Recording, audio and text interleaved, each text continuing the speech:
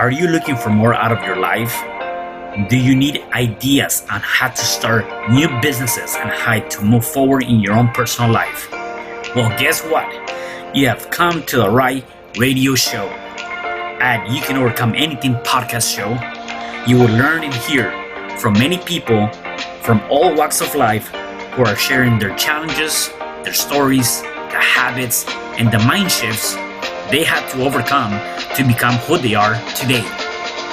On top, you will get a chance to connect and see how you can overcome anything by networking and learning about your next move through this radio show. I present to you our great speakers at You Can Overcome Anything podcast show with your host, Cesar Espino.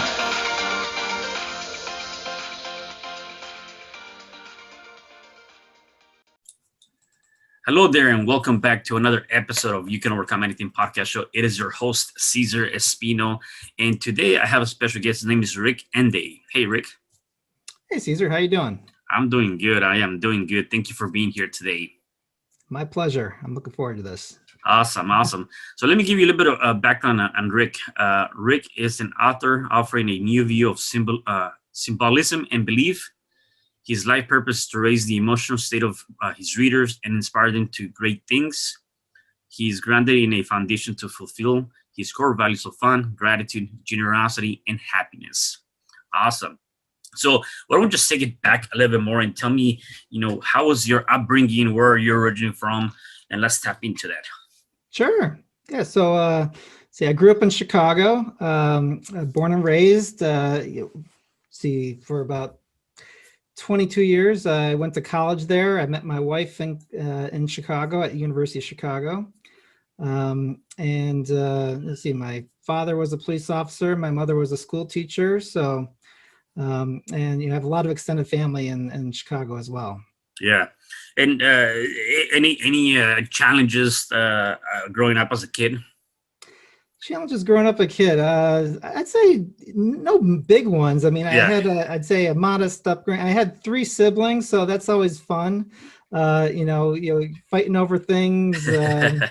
Little sibling rivalries. We're all very close in age, so it was. And we had relatively tight quarters. I shared a small room with my 2 brothers, so we had like a triple bunk bed. So, But I'd say it was a fun and happy childhood, I'd say the normal challenges that come with a larger family, if you will.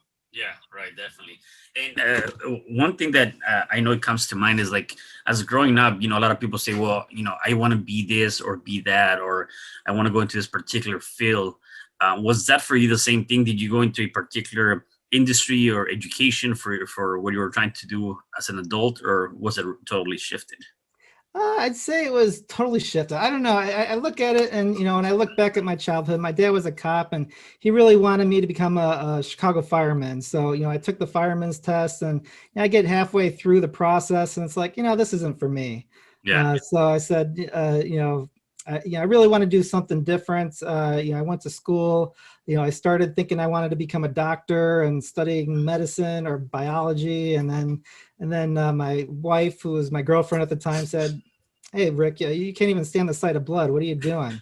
So I shifted gears in college, and I moved towards economics, which I can't say is perfectly relevant to what I do, but I think what drove really what I wanted to do was a passion for traveling, So I did a lot of traveling when I was young, around the United States, a little bit of international to Europe, and so I went into consulting, and had plenty of opportunities to travel to a number of great places.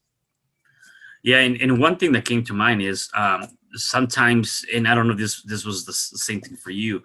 Sometimes our parents, especially in high school or when we're going to college, our parents have a particular vision or a particular dream for us to follow, right? And so we want to kind of follow their dreams, not necessarily our dreams. In your case, probably by your dad saying, "Hey, become a fireman." And I see that a lot of people get hung up on that. So, you try to follow somebody else's dreams. One thing you talk about here in my notes I have is that, you want to be able to follow your own dreams, right? And how to learn the importance of fulfilling one's purpose and realizing those dreams, right? And so uh, let me tell me more about that, because I think that's critical, right? I mean, again, sometimes we're following somebody else's dreams, whether it's a family member, or what we see. Yet in reality, identifying that purpose, right, is not necessarily that. So, how do you go about identifying that purpose, or how did you find your purpose?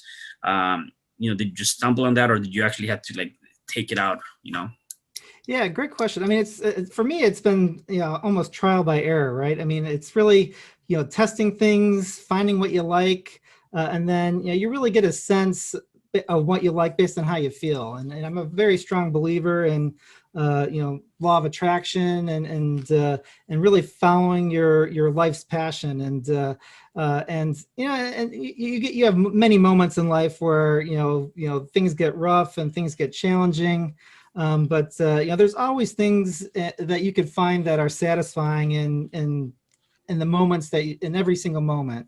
And so for me, it's an evolution. It's finding what you like in this moment, and then see where that leads. All right. So consulting. Yeah, I was a consultant for 18 years, and I tested the waters, and I said, hey, at some point, I decided to leave consulting and start my own business. And it became just a new challenge, and I've loved every minute of it. And I have no regrets about anything that I've done in the past in terms of things that I've done, school-wise, education-wise, career-wise, and it's just kind of finding little things in every moment. And it's not just about career; it's really finding a full balance in life of whether it's family, whether it's hobbies that fulfill you, whether it's writing a book, whether it's simple things like even playing the piano. Yeah. Yeah, and again, I think that's one of the biggest challenges. How do we identify it, and how do we find that balance, or how we find that purpose? And I know that oftentimes, that's where people get stuck, right? And really doing that. So one thing you talked about was the law of attraction, which I believe that's also a way or a form to really find that purpose, or that dream, or that passion. How have you utilized the law of attraction? I know I see it or hear people in different aspects, whether it's affirmations, whether it's vision boards, whether it's different things. How have you used the law of attraction? Yeah, I'll say I have a number of those, right? So I do have a vision board. I do have what I'd call a strategic plan or a roadmap for things that I want to accomplish in life. But I don't look at that as hey, if I don't hit this, then boom, I'm a failure. Really, I look at it as, hey, these are some things that sound interesting to me, and every year I evolve it, right? I look at it and say, hey, is this still important to me? And I'll modify things on my vision board. I'll modify things on my strategic plan, and find new things, and even within like the moment, if you will, within the year or within the month or the week, it'd be, I may have certain goals around, let's just say finance or business, and I have an idea in my mind of what that looks like and how I'm going to get there. But if there's something comes along and says, hey, this project seems more interesting to me, and I'd really like to see where this leads, then I'll modify things on the fly. And for me, it really comes down to, if you're passionate about something, then and you're happy, then more passionate, more happiness is going to come your way. Yeah. And in terms of that, when people talk about you're passionate, then that can also lead to happiness. A lot of times, though, being passionate about something does not necessarily mean that you're going to be able to monetize that, right? I mean, I don't know how you see it, right? Sometimes, because I can be, for instance, I can be very passionate about helping, less fortunate people, but that's a kind of like a hobby, right? I'm passionate about doing that, and so I need to have something else that is going to be supporting that passion for me. How do you see that from your perspective? Yeah, great question. So I look at following your passions in really every respect, right? So that includes, if you're passionate about, helping others, or you're passionate about, let's just say being a musician, but you may not even have an interest or intent to do that professionally. So, I look at, every aspect of your life is about pursuing those happiness goals, and not everything is, that leads to happiness is about money, right? So, but part of what you are looking for life is you want some sort of financial security. You do want to have money. You want to be able to afford nice things. You want to be able to do things for your family. You want to send your kids to college. So part of that is the balance, right? So yeah, and it's interesting, how that kind of evolves. But I really do strongly believe that hey, if you're passionate about a certain let's just say uh, philanthropy activity, and it really gives you some sort of happiness and satisfaction, and you pour some a lot of energy into that, I do strongly feel that the other things that you're also passionate about in life, which includes financial security, is also going to come your way. It may not be directly related to those activities, but it could be something small in terms of, hey, there's somebody else that has a similar goal and passion around philanthropy, and you're going to meet that person at some sort of events, or you're gonna go somewhere where you're going to find some opportunity, and that's just kind of part of my belief in life, is that those passions, as small and non-monetizing as they might be, are going to lead to that overall balance in life. Yeah, I love what you said. The fact that pursuing, in life pursuing certain things, right? Not pursuing happiness, not everything's going to lead to a monetary value, right? Sometimes pursuing happiness could be something else. And I love that. It was funny because I was looking at a video from Bob Marley, and I had never seen this. And somebody asked him, is like, "Are you rich?" And he said, and he pondered for a second, and he said, what do you mean rich?" He's like, "Are you rich? Do you have a lot of cars, or you have a lot of different materialistic items?" And then he said, "Oh no, I'm not rich like that. I'm rich of life, of happiness, of passion."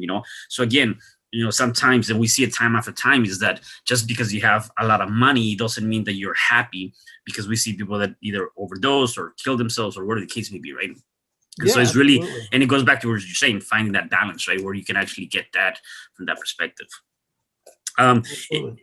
Now, so you're consulting, 18 years in consulting business. Um, I'm assuming you kind of got into it. Did you stumble on that, or how did you say, what, I want to stay here, this is what I want to do, and then I want to go out and venture and get my own company? Yeah, I could say partially stumble on it. When I graduated college, I didn't know what I wanted to do. I didn't know where I wanted to be. And there was a couple opportunities that came my way. One was a consulting opportunity for a very large company, in Chicago at the time. And it sounded exciting. It sounded like, hey, I'm just graduated school. I get to travel to some nice places, and I was all about that, right? I mean, so to your question, I think I stumbled upon it. Yeah. And then it evolved over time. So I was with a company, and I was traveling for 3 years constantly. I was doing bi-coastal East Coast West Coast commute, and I was dating my wife at the time. Hmm. And 3 years into that, it was like, okay, yes, I like to travel, but I don't like being away from my wife for this long, and dealing with a 3-hour time gap every single day when I try to talk to her. So Hmm. I said, well, she got a job in Washington D.C. I moved out here not knowing anybody, Mm. and so I said, hey, there's got to be plenty of opportunities in the DC area. So, I moved to a different consulting company that does a lot of federal government contracting. And I was with them for 18 years, moved up the ranks. I became a managing director, a partner there, and, had tremendous success. But as we said earlier, that evolved over time. So, 3 years ago, I looked at it and I said, is this, I am enjoying it. I enjoy, having an impact on my clients, helping them achieve their missions, helping them achieve their business objectives. Mm. But, there's something else, that's there for me. And that was the point at which I said, hey, I'd really like to start my own business. Led to several conversations with my wife about, timing and risk profile and having two daughters and, does it make sense? And she was very supportive. And, I looked at it and I said, okay, well, I'm going to start my own consulting business. Yeah. And I did that 3 years ago, and that business is doing very well. And then I kind of got this whole entrepreneurial bug and started, two more businesses since then, including Reward Happiness, which is my publishing company. That the book that I came here partially to talk about. Yeah, right. Yeah. No, that's awesome. And and that's the one thing is like, as you're talking about, inspiration in getting that. I mean, I think there's a backstory, right? We all start from somewhere, and so understanding how you went and evolved, right? You're talking about, you had to evolve, you had to do this, and so that leads me to my next question: is, going through all this 18 years, then getting consulting, how did you then went to becoming a book author of End of Days, The Quest? And what inspired you, right? One, the title is actually pretty awesome. What came out of that? How did that come out of that, or come out about that? And then what inspired you to write the book? Yeah, so I'd say what inspired me was actually a good friend of mine. So he was an inspiring author, and really at the time I had no interest in writing a book. He wanted to write a book. He was an avid reader, and I said, hey, you know what? One thing I'm good at is project management. Mhm. Let me put together this construct and a plan to help you, set a schedule over the next, several months to incrementally put some thoughts on paper and actually come up with a concept, or not a concept, but to actually, put together traction towards a book. Anyway, 3 months into that process, or, not even, I don't even know if it was 3 months, it probably was, a month and a half. He looked at it and said, you know what, Rick, this isn't for me. It says, I love reading, but, this whole schedule thing is it's just not working for me. And he just kind of like said, I'm good. And then I looked at it and said, hey, I got a good framework here. Let me give it a shot. And, I had some really strong ideas about, what I wanted to write about. It was really about, finding happiness, and, the story is unique, and that, it's got, some level of, symbolism involved, and, some, I'll say religious foreshadowing, if you will, based on the title of the book. And so this, this concept I put together was really focused around a family man that was thrust into these events, that led him to, there was I'll say a tragic disaster, if you will, that led this character around the world, if you will, and ultimately, leads him down a journey to discover what's important for him in his life. And one of the things that he discovered in this book is that family is extremely important to him. Yeah. And so, did you ever did something ever come across your mind, and maybe because you went to college, and you had that back education, that maybe said, hey, I'm not a writer, what am I doing? Like, was there any time doubting yourself? Or, I mean, I don't know. Right? Many times. I'll Yeah. say many times. I looked at this. I wasn't an English major. I didn't study literature. I didn't study Yeah. this. And I had no really background to write a book. I mean, except that I like to read. I liked certain things about writing a story and developing a story, but I had no background in it. And so the interesting part of the journey was, as I started going through this process, I had several folks that kind of reviewed and edited my book, and it's kind of interesting and funny just kind of looking back at that, because there was several points where I got feedback from a professional editor where I said, "Hey, this is not for me."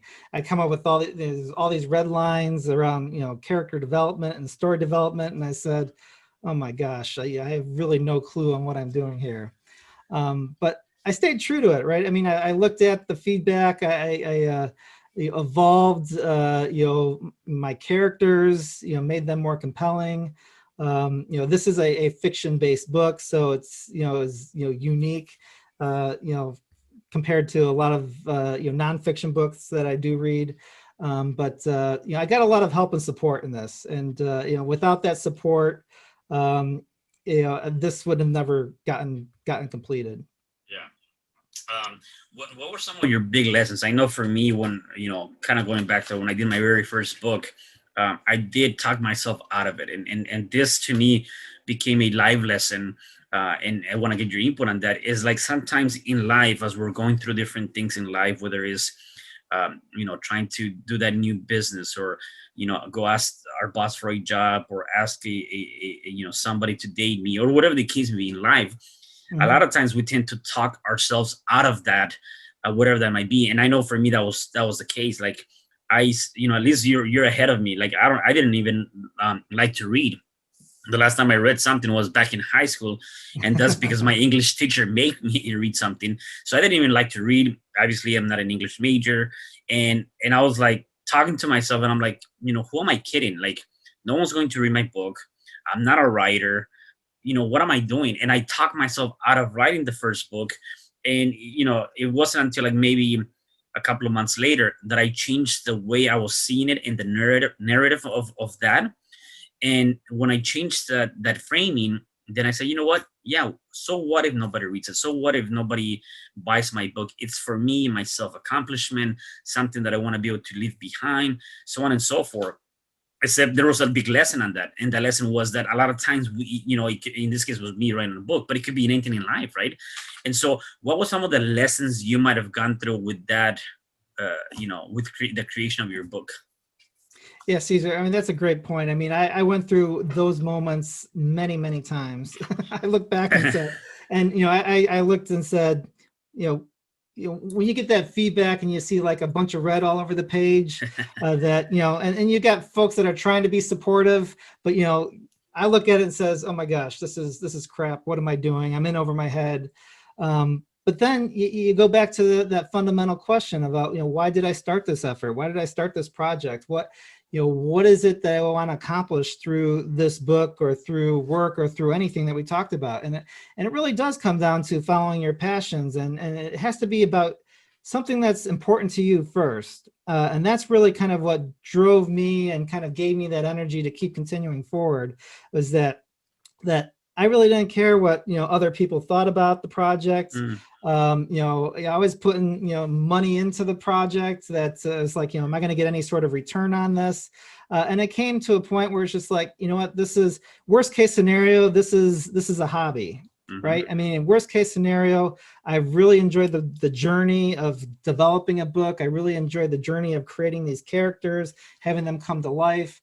I really enjoyed the process of this character finding his passion through the story, and then there's part of me that really kind of discovers something for myself, and finding my own passion through that process as well. Yeah. And to your point, I mean, it's like, will this book be successful? I mean, I'm still kind of somewhat in the early phases of that, but I look at it as a success already, because I not only enjoyed the process, but it really was a project that was about something that drove me and my happiness. Yeah, and I would say, I mean, even with that, I mean, even if it hasn't monetized, or you haven't seen that, I always tell people that you got to make sure that you follow your purpose, not your profits. When you follow your purpose, the profits will come in. The second thing I would say, as it relates to the book, and really, again, anything in life, for those that are listening to this right now, is that if you have an idea, like, just go out and do it. Like, go out and take action. Go out and create whatever that might be. Even if you don't see, if you feel like other people are not seeing it, it might be a year from now, 2 years from now, 3 years from now, that they're gonna go saying, "Wow, look at this book, or look at this project, or whatever the case may be," right? And I know for me, that's how it was, is that I started with my first book and now I'm into my seventh book, just because it just became that. And I didn't even think it was going to become that. Right. And so that's a good point. Like, even if you're not seeing the immediate gratification or the benefits of that, is like, you should go out and still do it. Just like being an entrepreneur, people want that overnight success. It takes time. For some, it could be, yeah, maybe a month or two. That's fine. For some others, could be a year, 2, 3, or 4 years, right? And so I think that's a big part of being in that space of doing something out of your comfort zone. Absolutely. I couldn't say it any better, Caesar. I mean, that's perfect advice for Yeah, all your definitely. listeners. Yeah. And so one thing that I have here is that obviously through your book, you don't want to just sell books, right? You're not looking to just sell books. You're really looking to, make a difference in this world, for it to be a better place. And you really want to inspire people to start believing in themselves.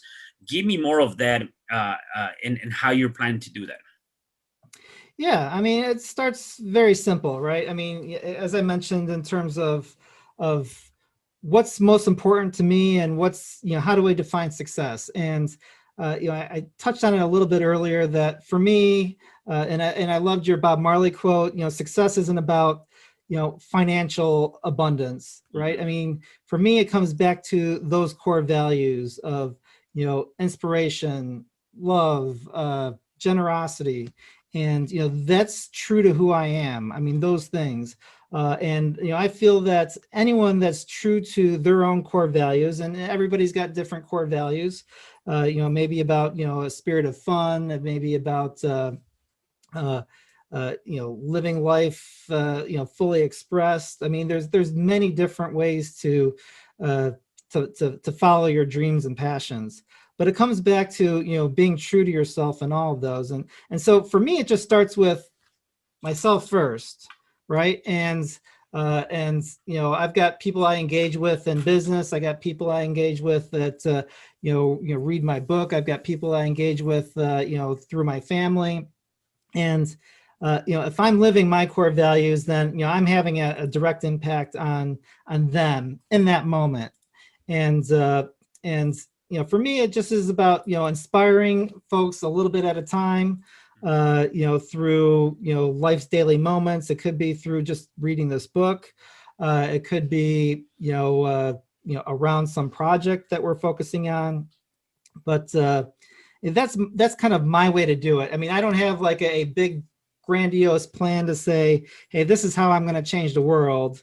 But I think everybody everybody has a say in how that occurs and how that looks. Okay. Okay. Awesome. And is there another book coming up anytime soon for you? Are you working on the works in the second book? I am working on a sequel to this book. Yes, I've got a trilogy in mind, Oh, cool. based on the same, main character of my book. That kind of has, it's a continued journey. That that does tie into some of the symbolism that we alluded to earlier. Yeah, I love it. I love it. So, where can people find more about you or about your book? Or if anybody's looking for some sort of consulting business, where can they find you? Yeah, so the first place is my website. It's rewardhappiness.com. There's information on there where you can learn where to find my book, information about myself, uh, you know, uh, you know, and also folks are welcome to reach out to me. There's email contact information. Okay. Actually, my email address is Rick Ende, as per the title of the book, at rewardhappiness.com. I welcome discussions with anyone that has various passion projects, and or folks that just want to talk about my book or talk about things that are important to them in life. Yeah, definitely. No, that's awesome. Rick, I have a couple more questions for you. One that really comes to mind is, I think that when you're in this place of giving, this place of, even empowering people and inspiring people and creating something for people to really look out and believe in themselves, it's like, it comes down to habits. It comes down to, Tony Robbins refers them to as rituals. Mm-hmm. And so, do you have any daily habits that you do to put you in a positive state of mind or keep you going? I do. Yeah, I'd say, I do meditate on a daily basis in the morning. And I won't say it always puts me in a state of mind, but the goal and intent is that it just kind of clears my mind, just creates a blank slate. And so that is one daily ritual that I have.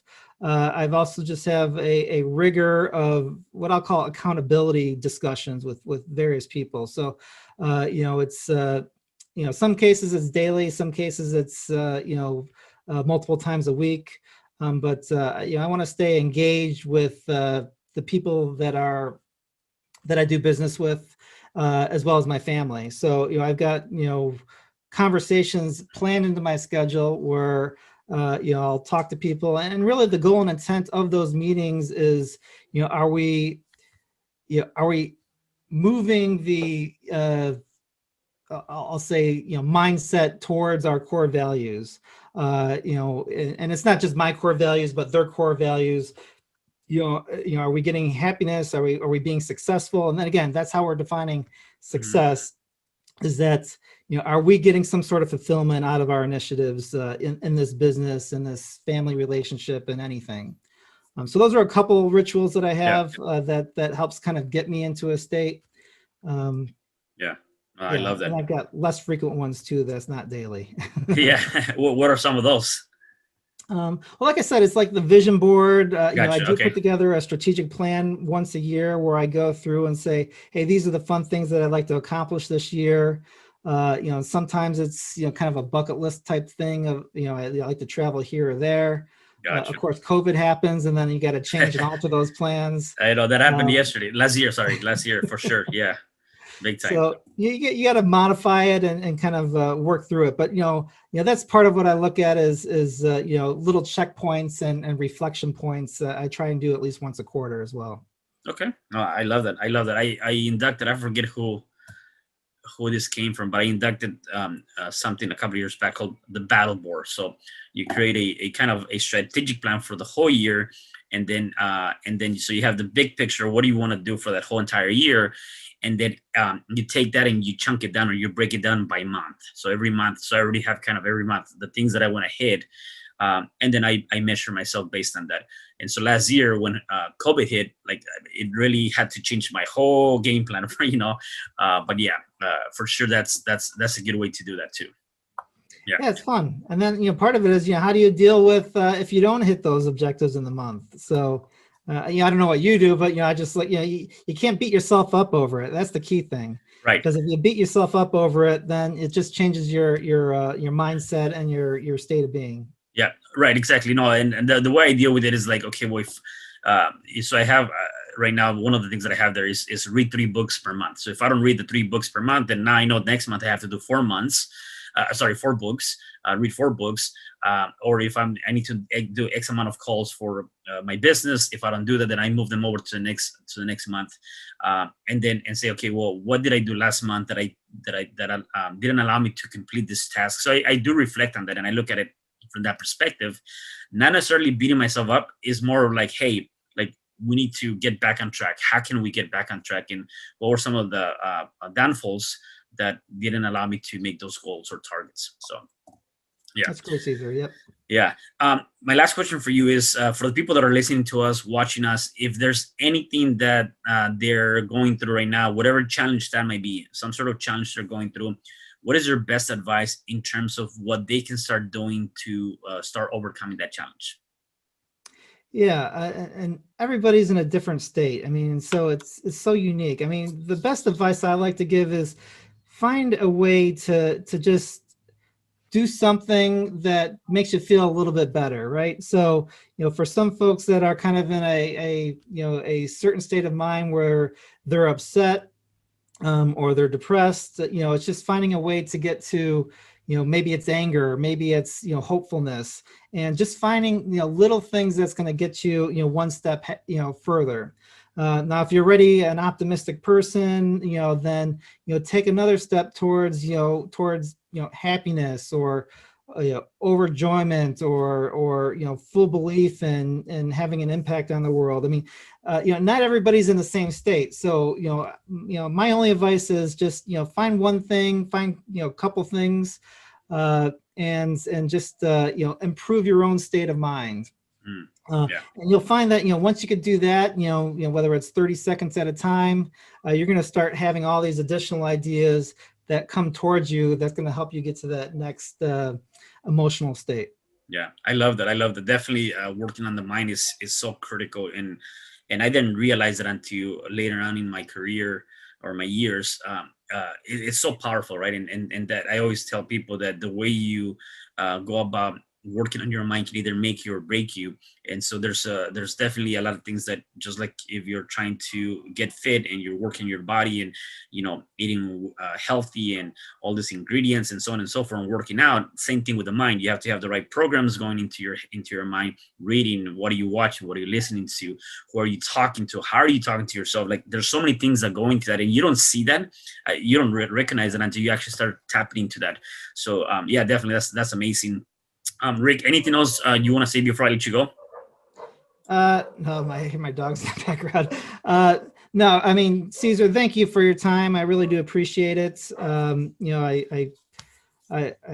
love these types of conversations. I love folks that are really trying to have a strong impact on their audiences and making a difference in the world. And you're certainly one of those people. So Thank you. Thank you for that stand.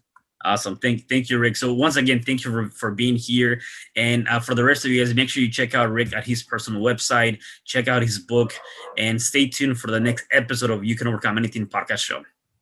Hi, I'm Cesar Espino, real estate investor, business coach, and consultant, and author of the book, You Can Overcome Anything, Even When the World Says No. My number is 424-501-6046. In my book, I talk about making the necessary changes to shift your mind for prosperity and certainty. Pick up your copy at Amazon. I also love helping families with their real estate and can purchase your house fast and all cash. Follow me on Instagram, Facebook, and LinkedIn. My number is 424-501-6046.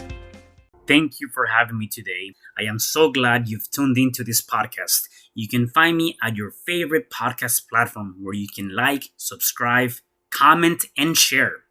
And to learn more about myself, my services, you can find me at www.cesarrespino.com, or you can also find me at your social media. Thanks for joining me, and I am looking forward to having you at the next episode. And know you truly can overcome anything.